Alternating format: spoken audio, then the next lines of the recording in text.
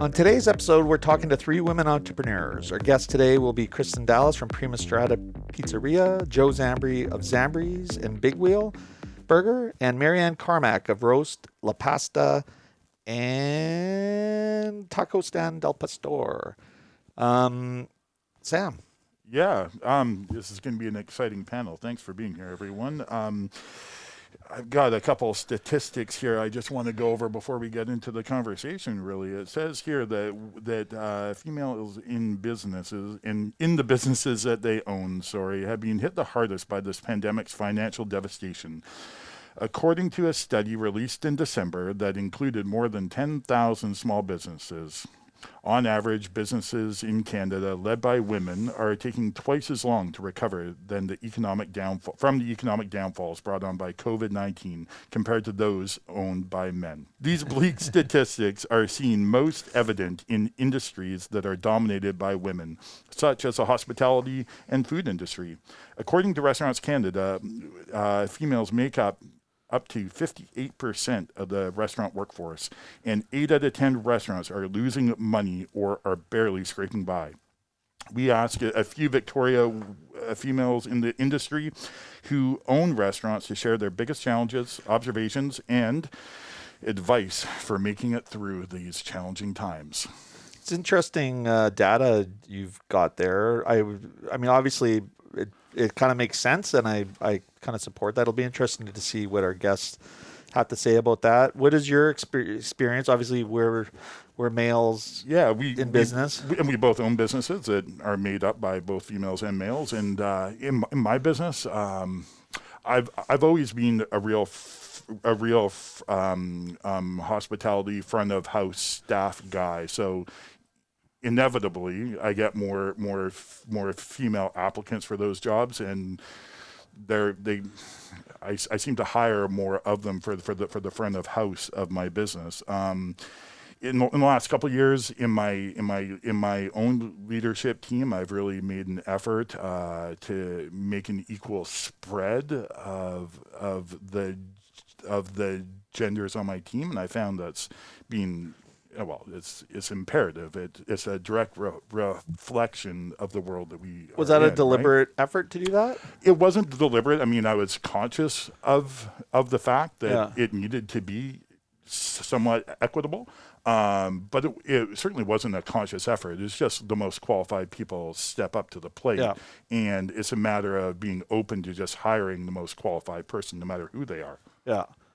So it just happened that the women grew as a bigger percentage of your leadership team? Yeah. I mean, 3 out of my 4 coffee roasters have been female, and they just, in my mind, they make great coffee roasters. The attention to detail and just their presence. I don't know if it's their perception of where they're coming at the job from. But I always like working with females more than their male counterparts, almost inevitably. Yeah, and interesting. Yeah, I guess I don't know why that is. It's my own personal relations. I'm able to relate and communicate better, I think, with a female counterpart than I am with a male counterpart. And maybe that's just me. I don't know. Do you have more male friends or female friends? I don't have any friends, Oh, Caitlin. Jesus. Okay. No, I guess... I do, and most of my friends are male, I guess, but the people I feel I can talk to more openly and freely with are female. Yeah, I guess our experience too in our businesses.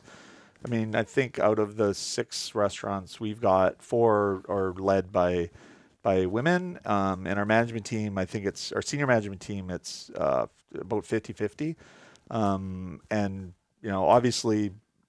We're conscious of the diversity mix on our team because it's something that is relevant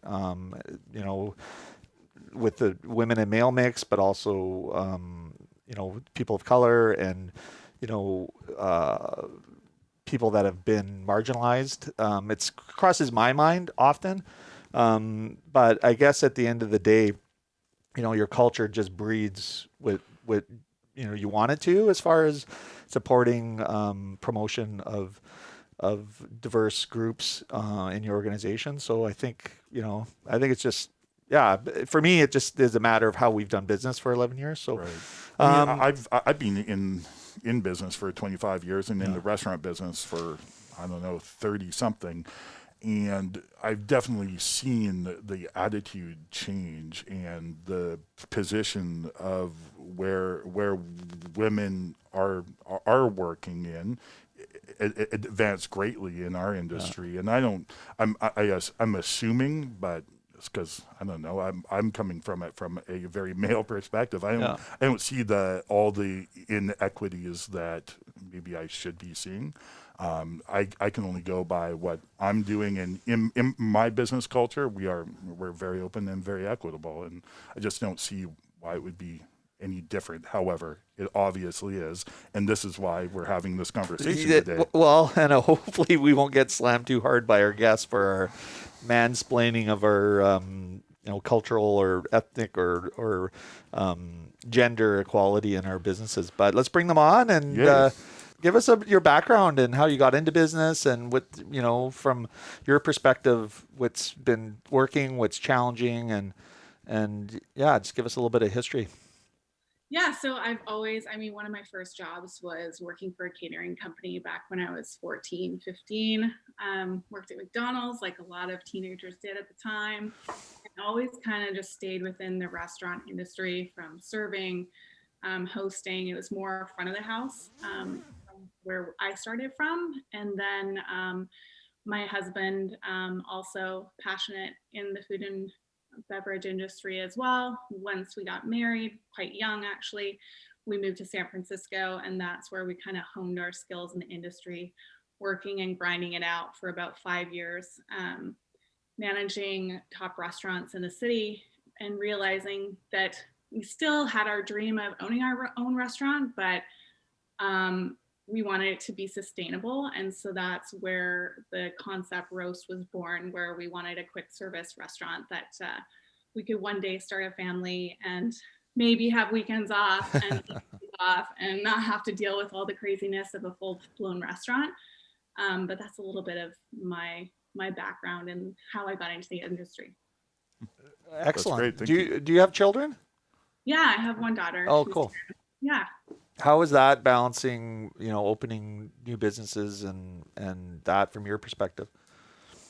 With having a family? Yeah, having a family and just the time that takes. Yeah, I mean, it's gruesome. It's tough, like starting any other business. But because we've stuck to the quick service business model, it's been a lot more flexible for us. And back 2 years ago, I was commuting back and forth from San Diego. I had 2 roast shops there and then the 3 shops here. So it was quite a lot to juggle, but at the same time, when things are working right, you can kind of manage and have a bit of a life outside of work. Wow, it sounds like a pretty full life with work, not even Yeah, starting to touch on the home life, having 5 businesses in 2 different countries.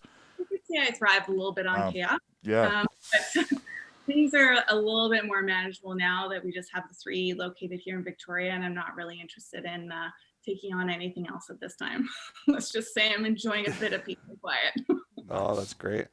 All right, Joe Zambri from Zambri's in Big Wilburger. Um, I guess I've done lots of things in my life, quite a few things. But in Victoria, in the restaurant business, we opened Zambri's almost 21 years ago, or maybe it's 21 years. 1999. Yeah. Oh my goodness. Checking notes. Oh my Yeah. God. Ran that for many years. We opened Big Wheel 10 years ago. So we went from having one very different, like full service location to 2 restaurants that are very different in their service models and in some ways philosophy.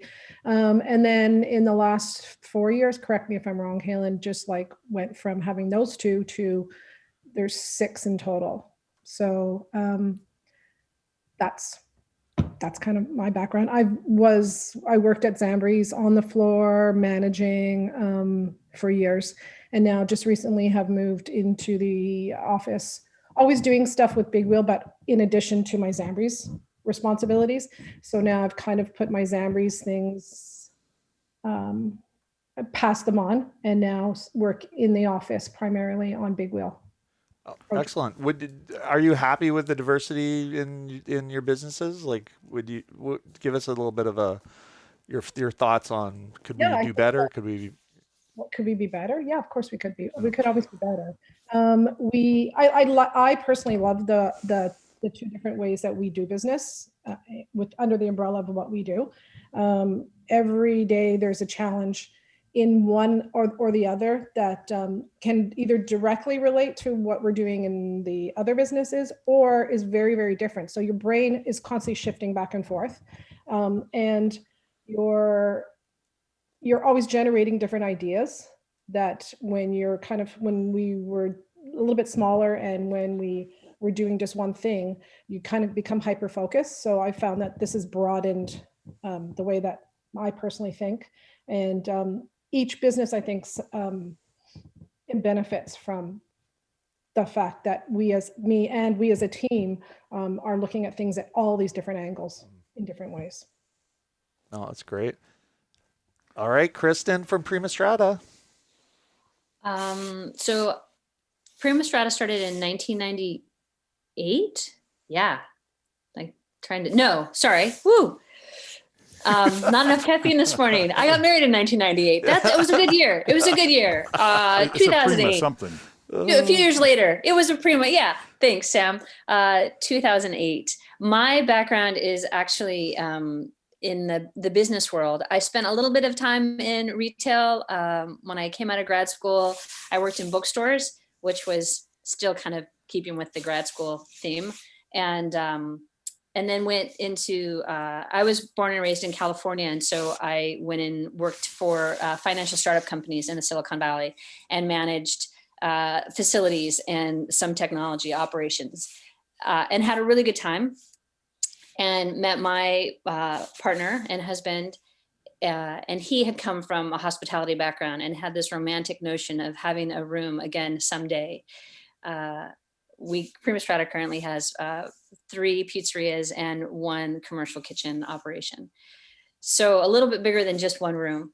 But we wrote a business plan and started in our Cook Street location. So it's been a nice meld for me of I'm definitely more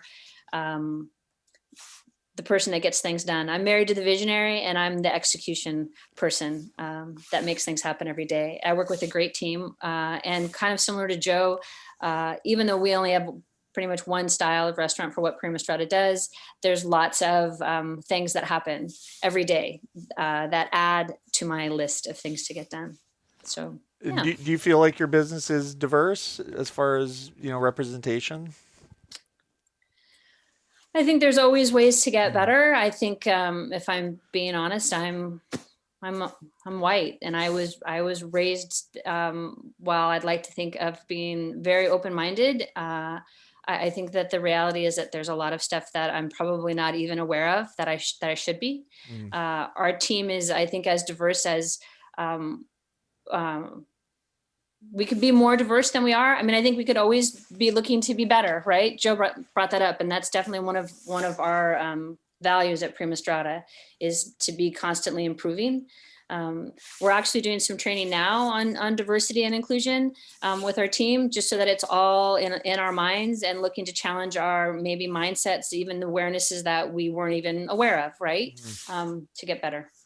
My team is I did a count the other day because I was looking at staff. Our staff has significantly changed in the last year, and we have a lot fewer employees. And unfortunately, we still have a few more guys on our team than we do women, but in a leadership position, there are definitely more women. Our GM is a woman. Our office manager is a woman. I lead the day-to-day. Yeah. Oh, that's great. It's interesting because, when Sam and I were talking before we started, and I was thinking about our experience, and we opened an Nanaimo store in March or April of the COVID. And when we were doing the hiring there, we hired a manager who had significant experience. He was male. But one of the things that he brought to my attention, and it's not something that I remember thinking about before that, but he was like, it's really important to him that he hires people that reflect the community that he's in. And I think that struck me as something, wow, I get that. And he was very successful at that. You could tell by, all the employees that we started with, both, male and female, but there was a heavier weight on females, and also females of color. And So we've done that, Kaylin. what's that? We've always done that, just that you've never done it. Well, but In our hiring practices, specifically at Zambris, and screw you, Joe. well, at Zambris, we've always hired to reflect the community as much as we possibly can, because I've done the hiring, or in the past have. And at Big Wheel, we actually have 70% of our in-store managers are women. So all of our managers' positions, 70% of them are women. It dilutes as we get into our own management team, and that's changing. But this is something we've always done, whether you realized it or not. Well, I mean, culture is one of those things that just is, right? So, obviously, if you need to improve your culture, you got to make an effort in a certain area to do that. But I think being open-minded, but also, I mean, I'm a white male, so we know that the height of privilege, it's hard for me to. I don't find like I try to overcompensate for that, but I try to recognize when there's moments where I've either made a mistake or my viewpoint is archaic or slanted to my privilege. But hearing the term, hiring from your community, or to reflect your community, I think your customers should be looking at your staff and leadership as a representative of them, which I think kind of, for me, titles it. And maybe, good for us that we're doing that. You've been doing it the whole time without realizing it. Maybe that's just a perspective thing too. I mean, we all see the world from our own eyes. So when you're saying, this is something fairly new, maybe your consciousness has been changing lately. And Joe, when you're saying you've always done this, well, that's because you've always done the hiring. You've got your perspective, and you hire in a good reflection of your perspective. Mm-hmm. And always have been, evidently. But it's interesting to hear Kaylin too. And I don't want to dominate this, but when you in the introduction, or at some point you said like our management team is 50% women, around 50% women, but it's not. It's 70%. No, I'm talking about the senior management, I think, on that one, which is closer to 50. I'll talk about this when we come home. Yeah. So we've obviously all been through some horrible year, horrible for some, more horrible for others, and we're all strong. We've all made it through this. Have there been any particular challenges for a female hospitality owner that people look up to? I mean, are there other challenges that you see that maybe we're not seeing as men? I think about this because I think about how the school system works, and if you have children or if you don't have children. Well, if you do have children, what happens if your child's sick? What happens if the school that your children go to are only open for half a day? How does that influence your business, and is that your responsibility also, or are you able to pass that off to your partners? How does that work in your lives? That one. So similar to Cristen, my husband is a visionary and I'm the person that gets the day-to-day done. I cross things off the list. So when it comes to an emergency at school or something related to our daughter, he's the one that mostly steps in to take care of that side of the family, because I'm in it and I'm in the operations and I'm managing and I'm doing all the things. So luckily I have a partner that is flexible with his visionary side, and that can step in and help out. I would say that, and to make light of it, we do rock, paper, scissors. We're big fans on Rochambeau in our house. We have two kids that are older now, and so a little bit less intensive, but we started when they were 4 and 6. So it was a lot of juggle, a lot of juggle. And the first couple years at Cook, we were both working shifts in the dining room. So there were times where we were definitely passing shifts in the night, but the kids were always the priority there. So they had one of the two of us. They just didn't always necessarily know who was going to be there, but they knew one of us was going to be there. And it's a little bit, we lean pretty heavily on each other. It's definitely, there's definitely a heavy division of labor, and Jeffrey definitely picks it up. So you feel it's been equitable throughout the whole process, as far as like, did you ever feel like specifically overwhelmed because of extra pressure on you? I feel overwhelmed all the time, but we're in the restaurant business. It's not necessarily related to the kids. It's related to, I'm overwhelmed about cash flow. I'm overwhelmed about staffing, and I'm overwhelmed about rents, or there's a pretty intense list, right? That requires a lot of meditation.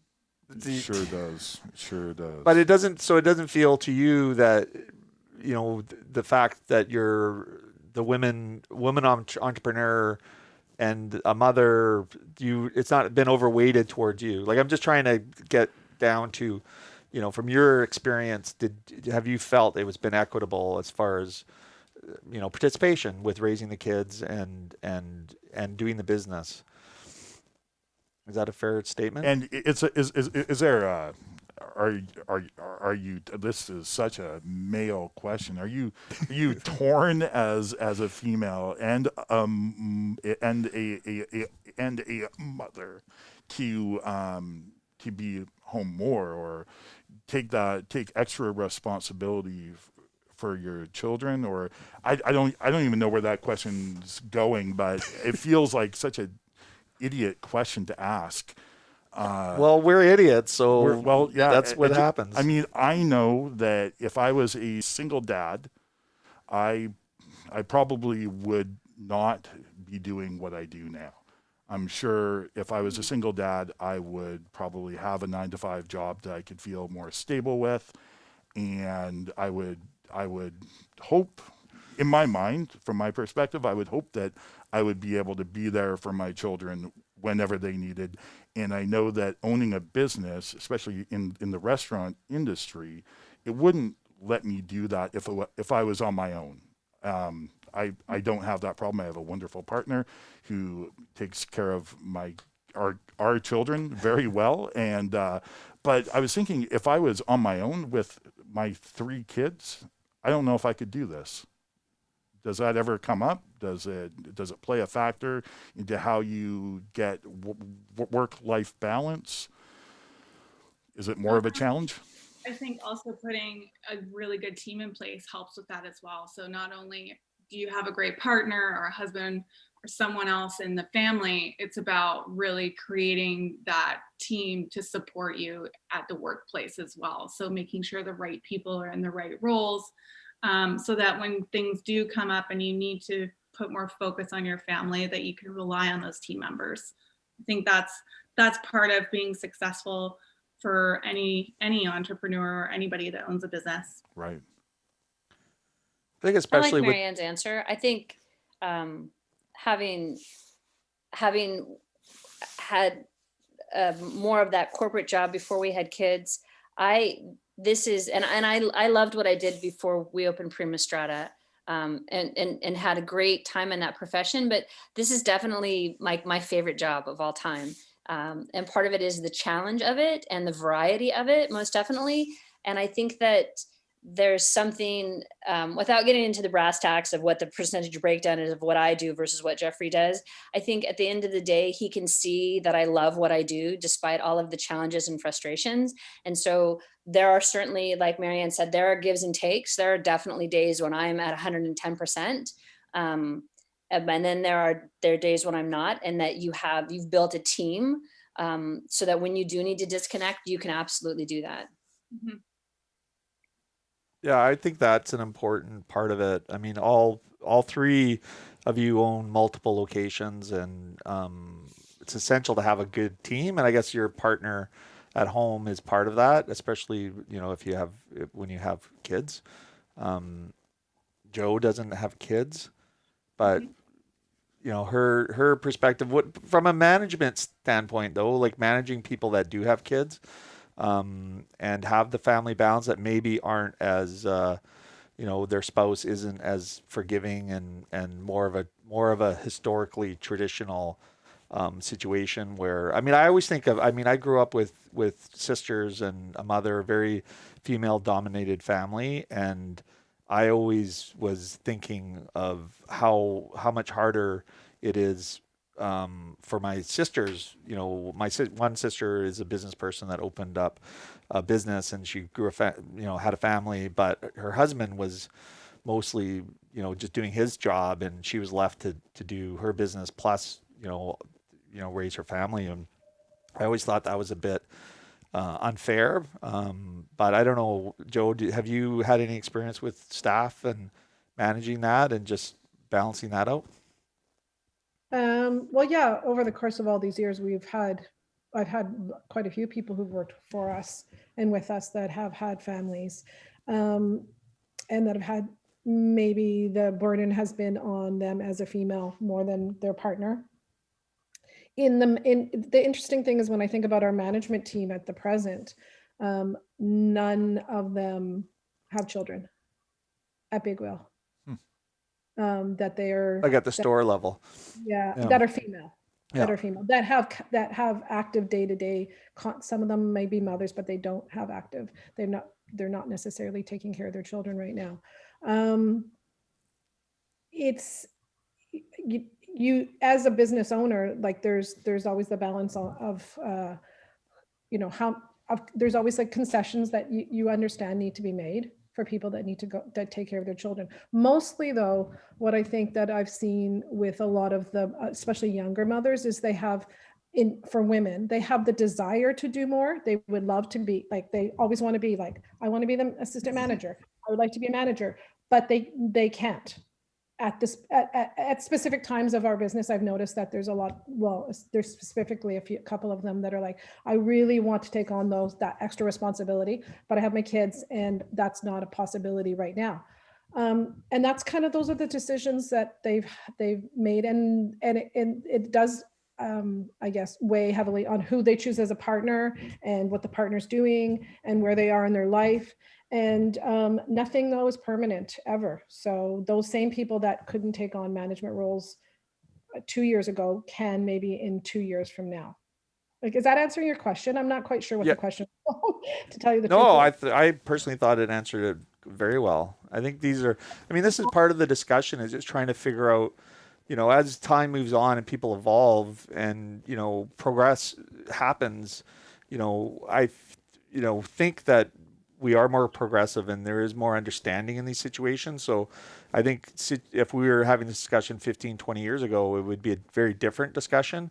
But, I don't know. Outside our industry, that friends of mine that have a wide, I know one of Sam's questions was initially that he sent was like, well, who do you go to commiserate or to find solace with, or to, chew some fat with?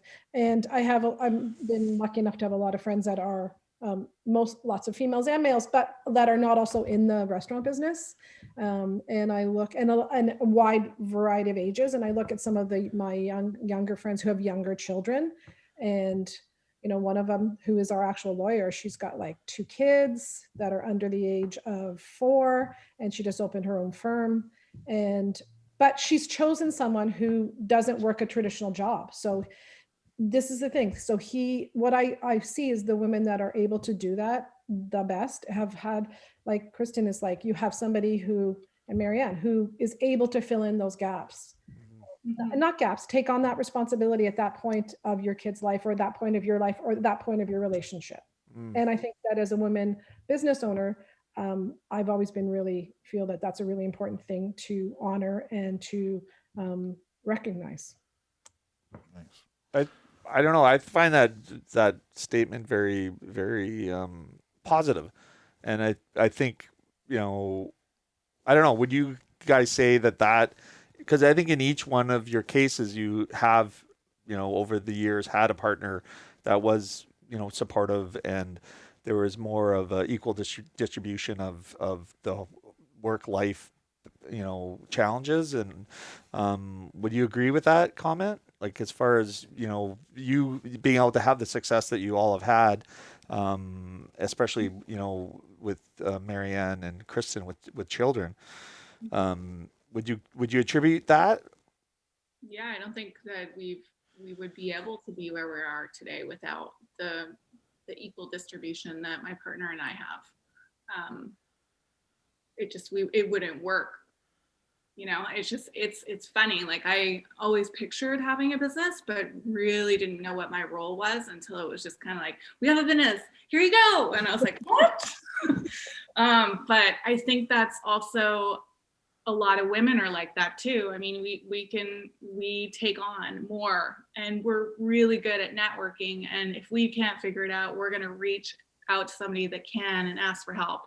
And I think those are really good qualities in women, especially because we're such good communicators, and we get shit done. Mm-hmm. Yeah, we were actually having this conversation right before we went on air. Was like that's one of the major differences that we see, is that men just aren't as good of communicators, and we don't often feel the need to reach out and have these conversations with other men and to share our experiences until it's too late to do so, really, or it comes to a boil.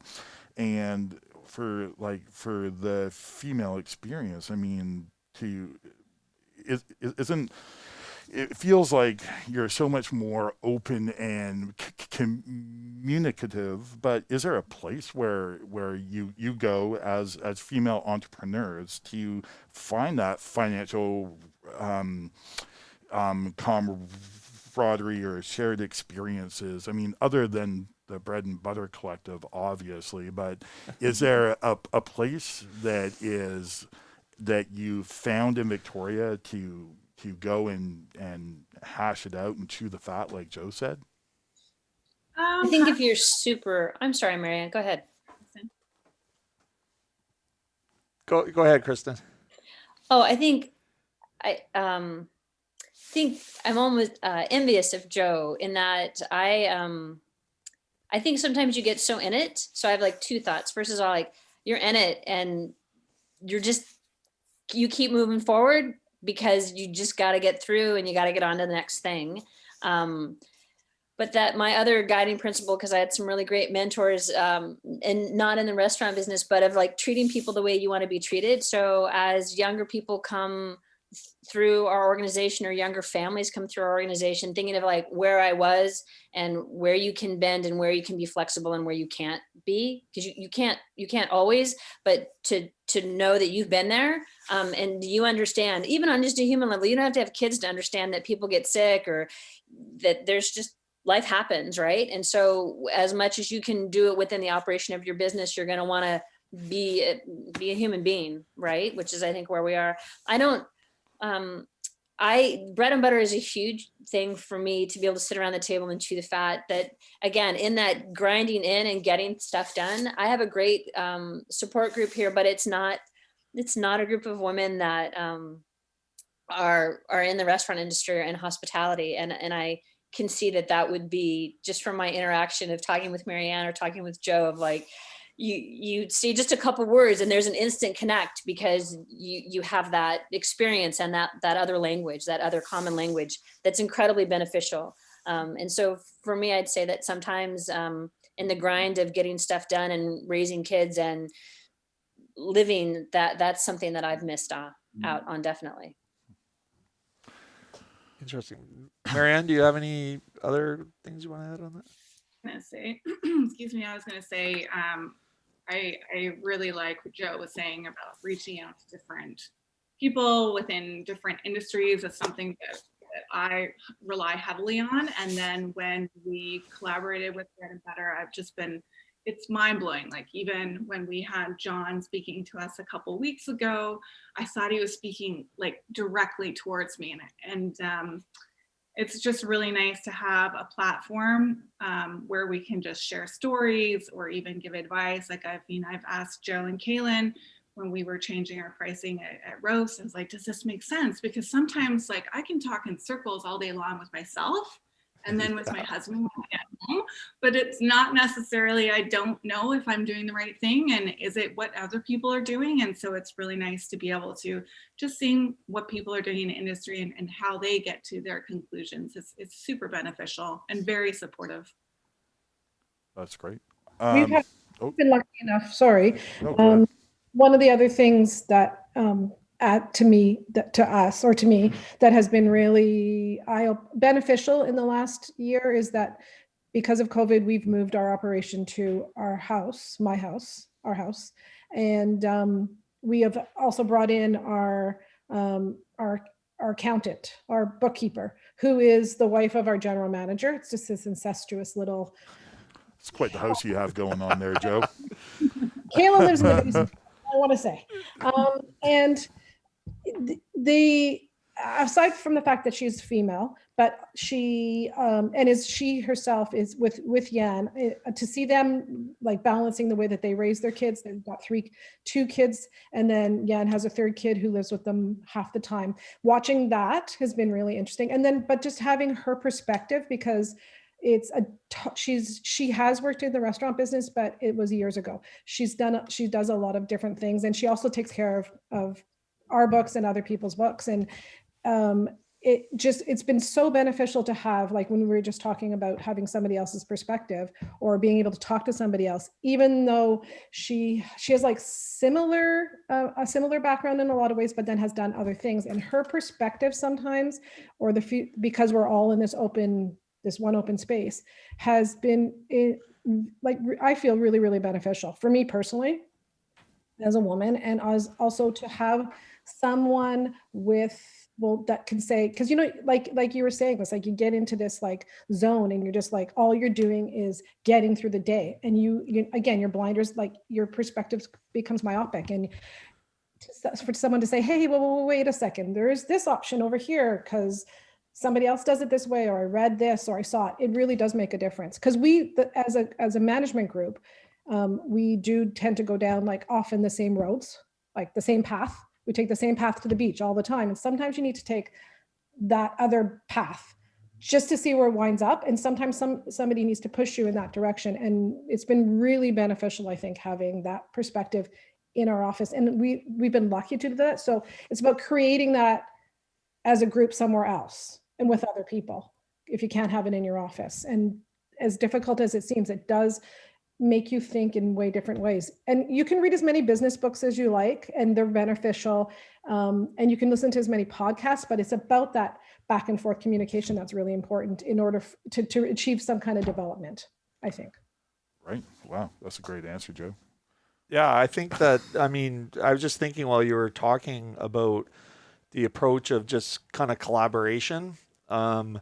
I think in traditional business structures and jobs, there's kind of like the expectations of the order, and you've got your organizational charts that are from top to bottom.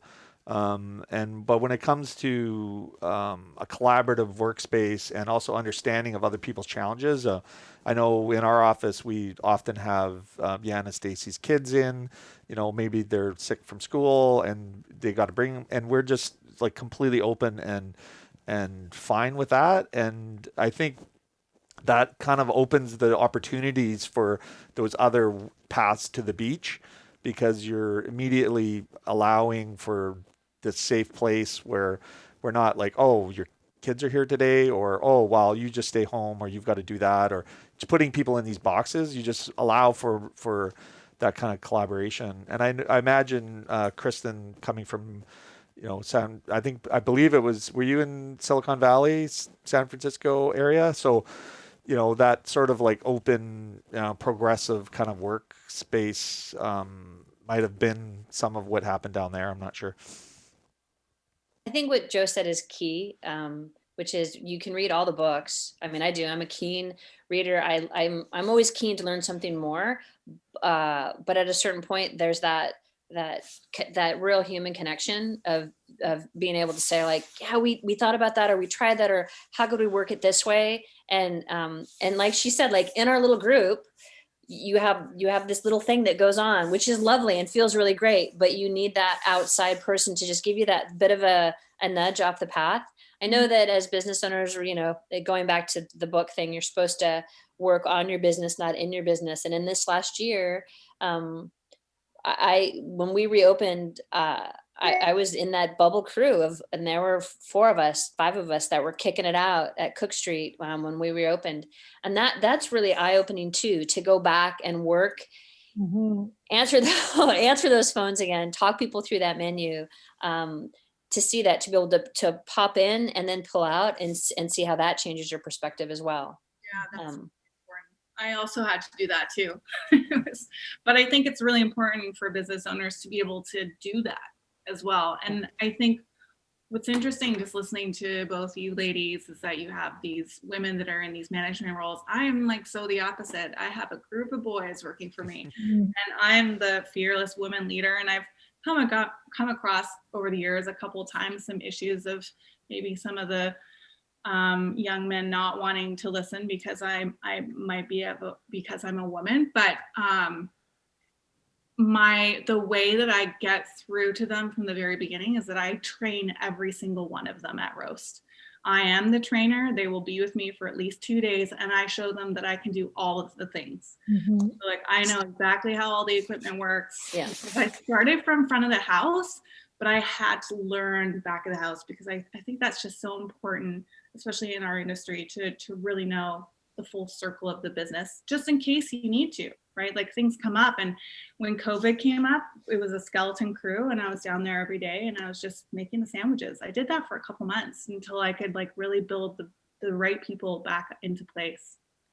It's funny that you say that, because I know over the years I'll ask, especially as when you're not in it, like, because I'm not on regular shifts. So there's that crew that sees me there in the beginning, but then I pull back out and go back to my desk job, so to speak. And I'm in and out doing different things, running deliveries. Today is a wood day. We'll do some wood loading. But you'll be having a conversation with someone that's newer to your team that doesn't see your history, and there's someone in the kitchen and they're challenging me. And so I'm asking them like, well, did you miss that quarter turn? Like, what did you, and then they realize like, oh, you know how that pizza gets made. Like, you know what that, like, well, did you add the wood? Did you, and it's really interesting to be challenged on that. Right. And to be like, oh, and not come from it's really easy to go to that spot of like, hello, you 12-year-old fool. Hello, boy child. To not do that, to channel that professional and to be like, hey, I've been there. I get it. I know it. Let's do it together. Let me tell you how. Yeah.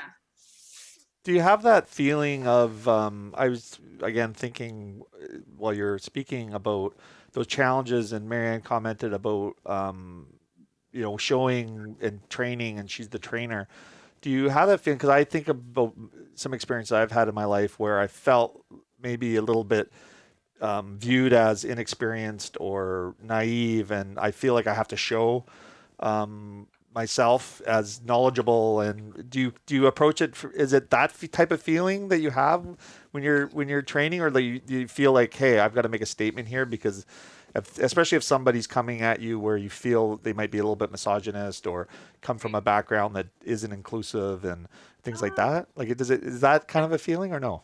It's a bit of both. It's like I do pop in and out, and sometimes I'm not ready to jump on the line if needed. Like if there's staff that don't really know my background, like Cristen was saying, then they just don't. They're like, man, here's the owner. They're just coming in to like boss us around, right? And I want to be not perceived that way. I want to be perceived as a team leader, but also somebody that I don't call them staff. Like I want it to be like a very inclusive environment. So on one hand, I like to do the training because then I train them the right way, because everybody has bad habits. And then secondly, I also like to I want to see how they work. And I want to build some camaraderie, and I want to build that team, and I want to build the culture.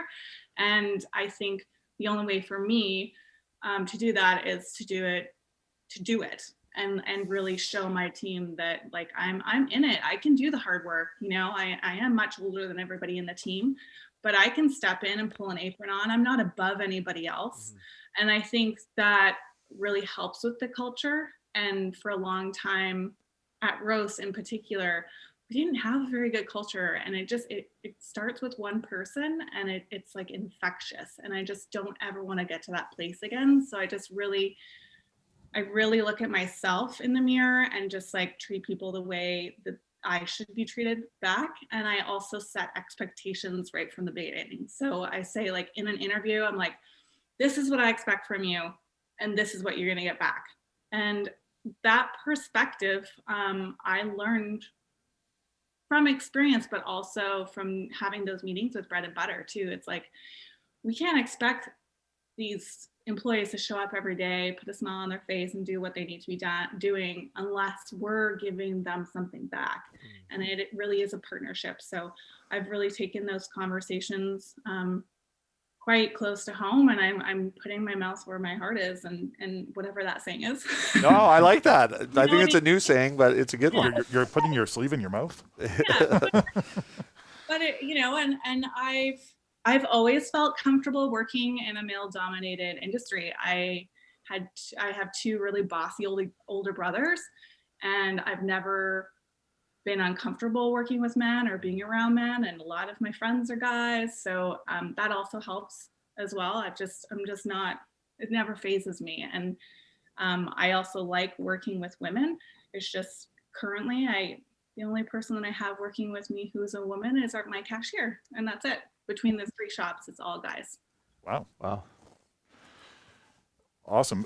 We at the Bread and Butter Collective, as you're all really aware, being great parts of it, we're here. Part of our mandate is to prepare Victoria and the next generation of entrepreneurs in our field, in the restaurant industry. I'm wondering, obviously, you're going to get a lot of people looking up to you, your leaders in your industry, your female people are going to look up to you and go, how do I get there? You've done it. How can we do it as well? But in order to start a business, you need to have some capital. You need some funding, and is there equal access to that kind of capital funding in Canada? And how do you feel about the equity of financial support in this country? Do you think that there's an issue there? I mean, technically, if you look at the statistics, I think there is. But is it something that you've had to struggle with? Have you got advice for people coming up in the industry, how new female industry leaders can approach the banks, approach family for money? How does that work? You guys have any suggestions for the future generations who are coming up? I keep thinking of, I think we've all listened to it. There was a Nick Kokonas podcast earlier on, and at least a year or so ago, and he was talking about not industry disruption, but he was talking about how he was looking forward and anticipating, the 25-year-old chef or the 25-year-old person that wanted to do a concept that couldn't do it because the financing was so daunting, but that as things are changing and spaces are available, or like that there's going to be kind of a new school that's going to come in, and he's looking forward to seeing how that new school happens. And so there's a part of me that feels that way and can kind of see it already. There's a young guy that worked for Prima Strada for years that is out in Brentwood Bay with Bicycle Pizza, and he's working in the commercial kitchen space of an after hour of a cafe that's already in play, Cafe Beauregard. And so I think that there's going to be, and that's not, so it's not such a, you don't need that huge cash infusion, right? You're not borrowing $250,000 or $500,000 to open up another room. And even Big Wheel is doing some really more creative, innovative things and more or less of that tradition. We've done financing with the BDC. We've done financing with the Women's Enterprise Center. I have to say that the Women's Enterprise Center came through for us, but those were some tough terms to deal with. I'd like to see something that's going to be women focused, that the terms aren't as difficult. Are there But organizations out there like that? I Have you think that I found any? still feel like years later, I think the bread and butter is good to like lift us up and give us some other ideas. But there's that other part of me that still kind of feels like at the end of the day, people still are enamored with restaurants and love that idea, but no one wants to help us get going or to Yes. help support us. I'm not trying to be a naysayer, but there's still that. I find that it's not that traditional way that ever is going to lift us up. We're going to lift ourselves up by doing what we're doing right now. That's super interesting. Obviously, I deal a lot with the finance end of our businesses, and I definitely know there's an inequality there. And I couldn't imagine being, someone who wanted to open a business, especially if you were a single mother without support at home, a partner at home. It would be super, super challenging.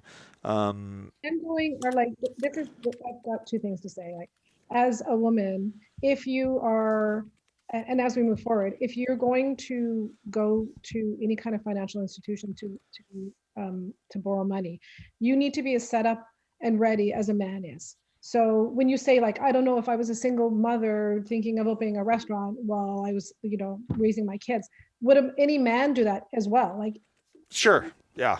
it's like, you have to think about what makes sense, and what kind of businesses you're interested in being in. And if it's the restaurant business, you need to have had some experience in the business itself, and what the parameters are and what it means and what it entails. I think that we need to provide more education for women, so that they are education in terms of business. So this is what you need in order to go to the bank. This is what you need to do 2 years before you decide you want to open your business. And by seeing more women that own businesses and that are what looks like success, being successful, does spur that on. And then we need to take those people that show any kind of interest and help them get to that point.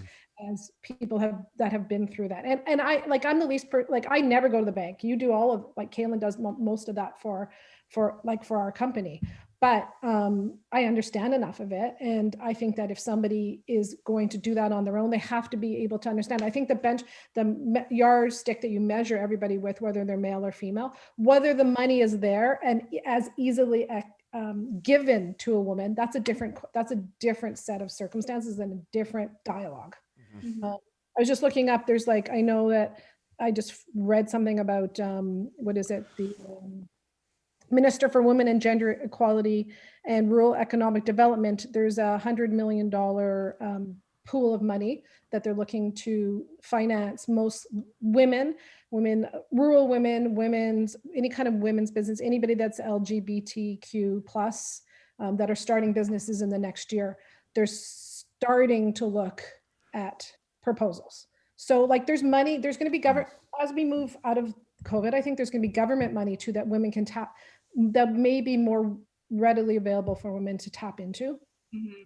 But nobody wants, and Kristen's right, nobody wants to, I'm pretty sure that they're looking for different kinds of businesses other than restaurant businesses to invest in, because nobody really wants to, it's hard for lenders to invest in the restaurant business for them in terms of payback and risk. I think that's excellent. Well, just as we're wrapping up, is there any advice you guys would give future women entrepreneurs or women that are thinking about getting into business? Like just kind of like a quick little advice. I mean, you kind of touch on that, Joe, in the education, just being prepared 2 years in advance, preparing for what you're going to do to approach a bank. I guess you're asking for more than that. Yeah. We've all probably in some ways, sometimes that you can get too dogmatic. And so, yes, I feel like you should prepare for this. You should work in the industry. You should be ready. But how do you teach someone to take risks? I'd love to be able to somehow nurture women's ability to take risk. We've all taken risk, and it's paid off in lots of rewards, and that's not necessarily financial rewards. So Is that a cultural thing, Joe, or is it an educational thing? How do you define cultural thing? I mean, that's just part of how we think, part of the fabric of what makes our culture what it is. Or do you think that begins in school, maybe, or at home with parents, teaching more equity? Like, you could be a business leader when you grow up, not a teacher.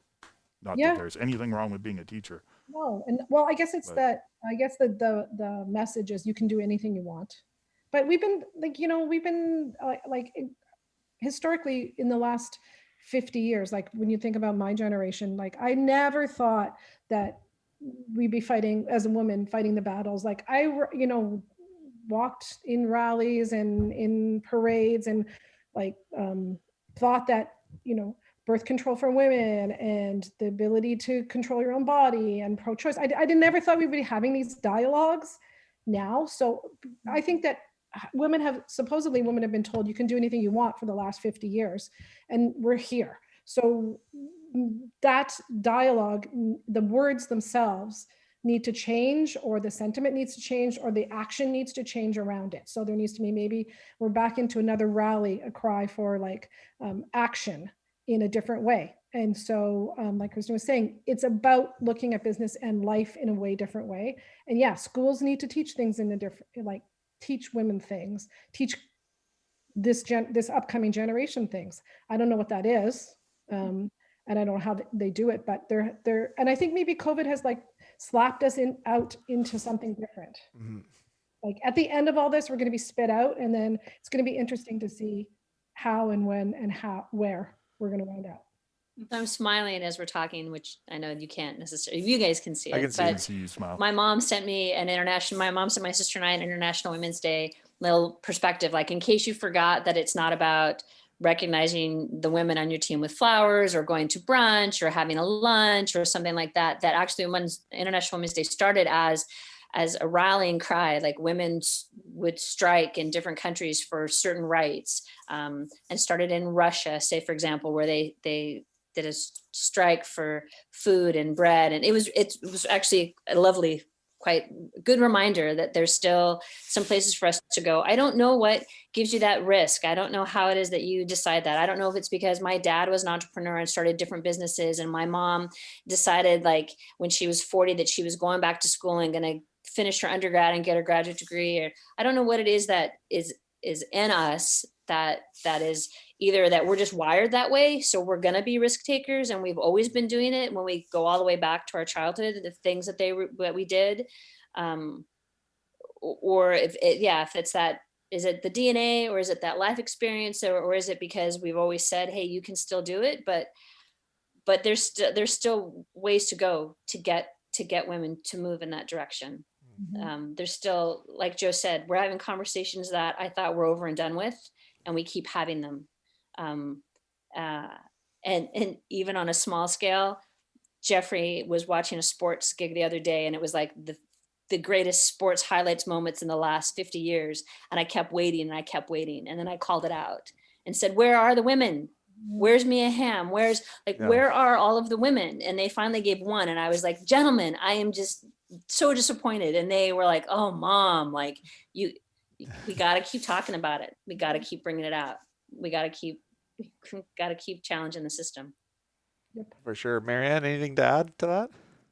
I think I just love just being able to listen to these two strong, powerful women that I look up to, and I'm still learning. So, Maryanne, no, thank you. That was so kind. I know. I feel like I'm in the company of these two amazing women, and I'm very thankful and appreciative. I think, Maryanne, we need to have a chat, because I think that you're like what you already there. You're there. You're doing Yes. everything that we've done, or you're doing more. So you're there. thank you. Well, I think personally, you three are me. I got a little bit of tears in my eyes over that last exchange. I'm an emotional being, but congratulations on all your successes. And I think this discussion was fantastic and important one to have. I mean, obviously, the timing of International Women's Day, which was yesterday, is a factor in why we're talking about it today. But I think moving forward, we should be talking about it every day and working towards supporting and allowing a forum also for women to discuss it with themselves. I think being a woman in this industry is not unique, but I think being a woman owner in this industry is a bit unique. So I think hopefully through the bread and butter we can continue supporting that, and also looking to other organizations like the Women's Entrepreneurial Center and things like that of how we could support it. I, for one, would like to be an advocate for more women entrepreneurs.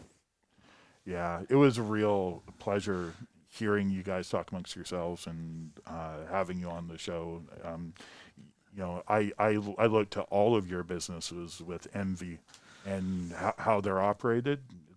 It's amazing. I could only wish that I operated my business kind of half as well as you guys do. So thanks for sharing your tidbits of thanks. information. Thank you, Sam. Thanks, Kaylin. Thank you. Thank you. Thanks everyone. And thanks for all your contributions to the Victoria Hospitality Society in general. Thank you very much. Thank you. Thanks. All right. Thanks, guys. Thanks. Wow, that was good, Sam. That was that was a great conversation to fly on the wall for and just hear them out. Yeah, no, Right? I think I'm proud of ourselves and not just putting our foot in our mouth. I felt much. that I probably did, but I did too. Well, it's hard such not an to. interesting. And I think the big fact at the end, just talking about how much work there's left to do, I think that remains to be seen in everything when it comes to equality and diversity. Right.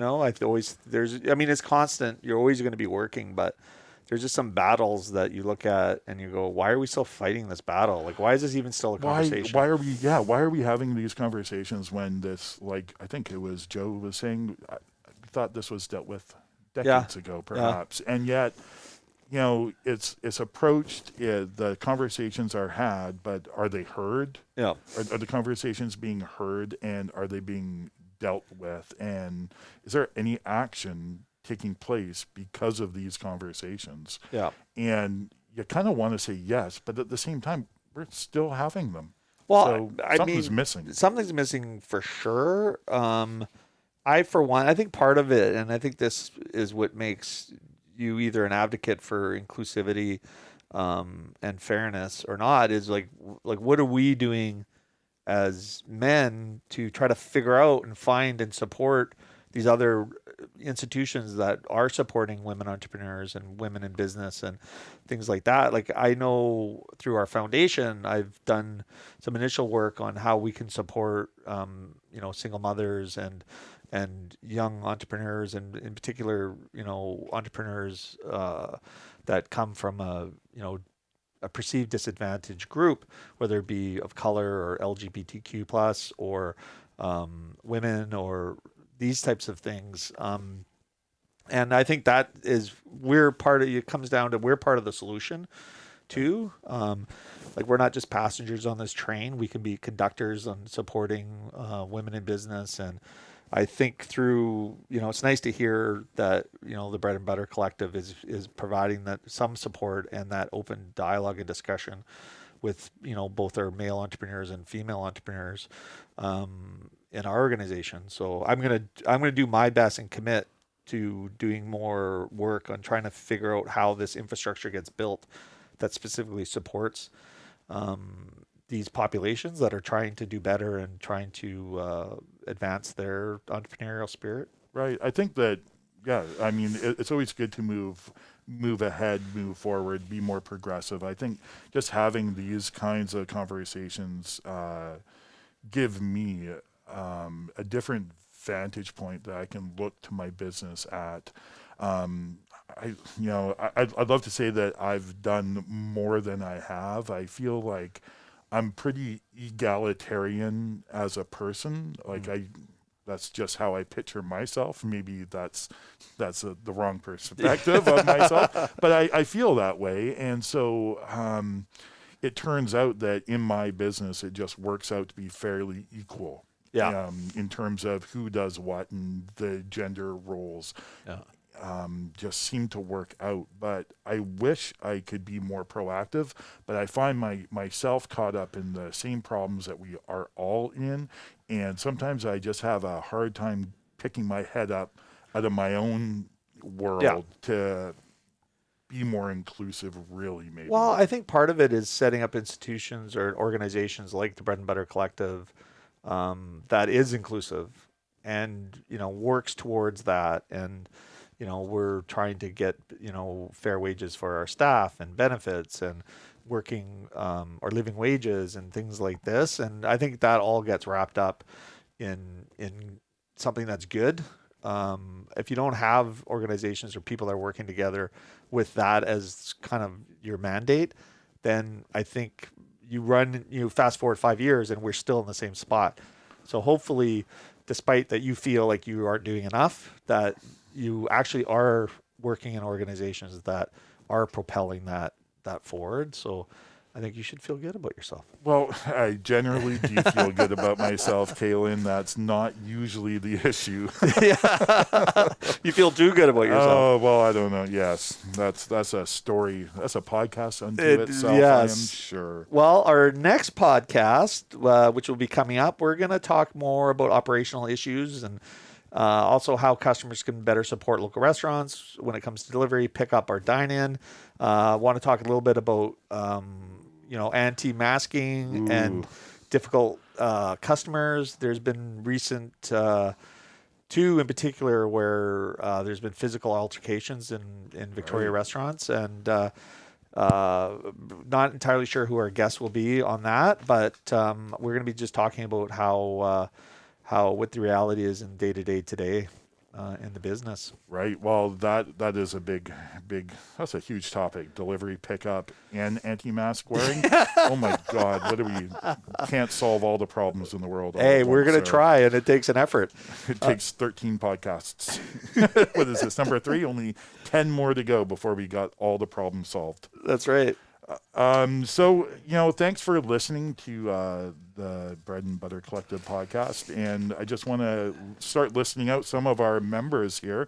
We are a collective, as you know, and we are a growing group that includes 2% Jazz, the House of Botang, Prima Pizzeria Prima Strada, Picnic, Part and Parcel, Foo, Habit Coffee, Zambri's, The Village, Hey Happy Coffee, Nourish, Cafe Fantastico, Hoyne Brewing, The Drake, Discovery Coffee, Full of Pea, Big Wheel Burger, Bodega, The Tapa Bar, Roast, 2 Catering, 900 Degrees Catering, Drum Roaster, Agrias, La Pasta, Taco Stand El Pastor, Table 9 Consulting, Herald Street Brew Works, Beauregard Cafe, Sherwood, and the Keg on Quadra. Wow. Our new members. Yeah, that's great. Thanks so much for listening. Please give this podcast a follow, subscribe, listen, enjoy, so you just don't miss an episode. And if you're able to leave us a 5-star review, it would really help us out, gets us noticed.